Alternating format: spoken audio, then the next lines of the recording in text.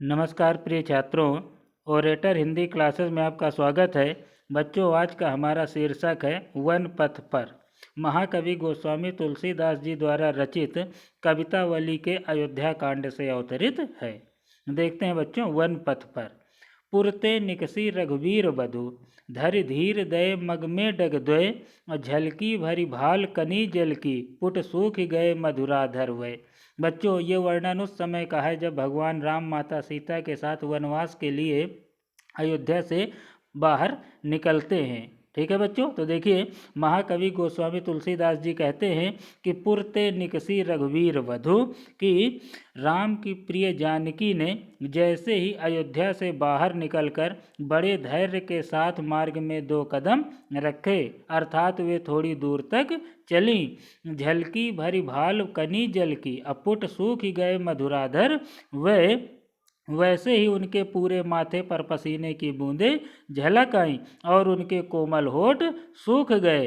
फिर बूझत है चलनो अब केतिक, पर्ण कुटी करिहों कित है, तिय की लखी आतुरता पिय की, अखियाँ अति चारु चली जल चोय।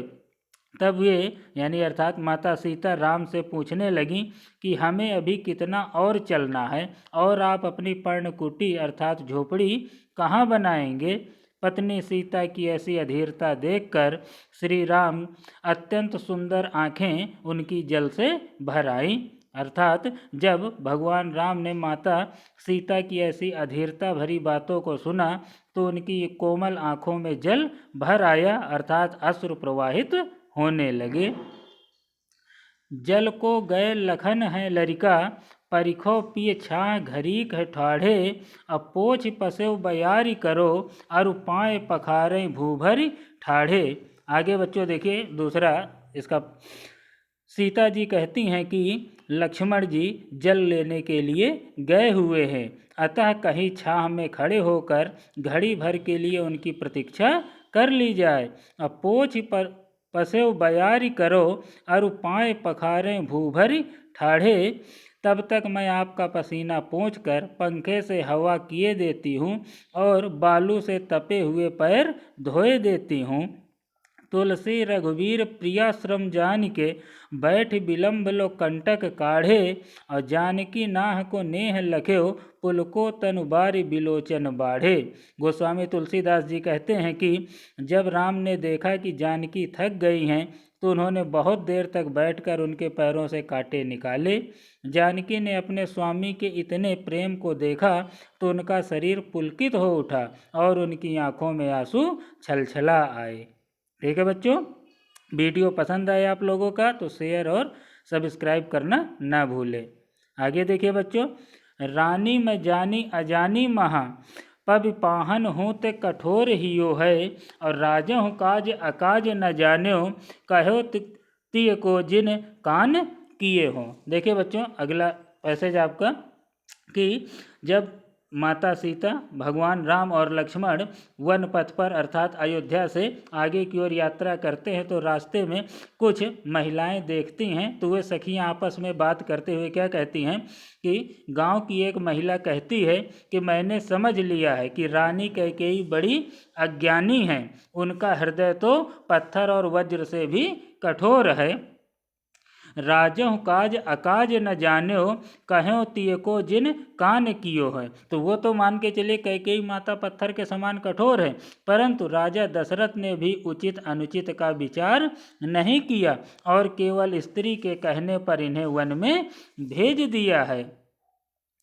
ऐसी मनोहर मूरत ये, बिछुरे कैसे प्रीतम लोग जियो हैं, और आखिन में सखी रखबे जोग, इन्हें किम के वनवास दिए हो। आगे गोस्वामी तुलसीदास जी कहते हैं कि वे महिलाएं आपस में वार्तालाप करते हुए कहती हैं कि ये तो इतनी लुभावनी मूर्तियां हैं कि इनके बिछुड़ने पर इनके परिवार के लोग किस प्रकार जीवित रहे होंगे। हे सखी, महिलाएं आपस में वार्तालाप करते हुए कहती कि हे सखी, ये तो आँखों में रखने योग्य हैं अर्थात सदैव दर्शनीय हैं, तो फिर इन्हें वनवास क्यों दे दिया गया है।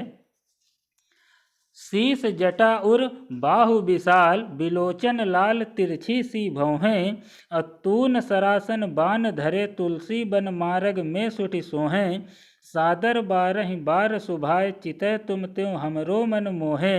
अब पूछत ग्राम बधू सिय सो, कहो सांवरों से सखी रावरे को है। ठीक है बच्चों, अब यहाँ पर गांव की महिलाएं माता सीता से भगवान श्री राम और उनके बीच के संबंध को पूछने का प्रयत्न करती हैं। कैसे? इशारे से पूछती है। बच्चों देखिए, बहुत ही मनमोहक पंक्ति है कि शीस जटा उर बाहु विशाल, और बिलोचन लाल तिरछी सी भौहें। क्या कहती हैं? ग्रामीण वधुएं सीता जी से पूछती हैं कि जिनके सिर पर जटाएं हैं, शीस जटा उर बाहु विशाल, जिनकी भुजाएं और वक्ष स्थल विशाल हैं। बिलोचन लाल तिरछी सी भौहें, जिनके नेत्र लाल हैं, जिनकी भौहें तिरछी हैं।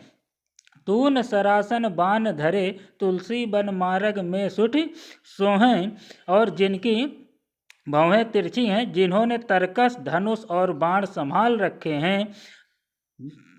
जो तून सरासन, जिन्होंने तरकस धनुष और बाण संभाल रखे हैं, जो वन के रास्ते में भली प्रकार सुशोभित हो रहे हैं।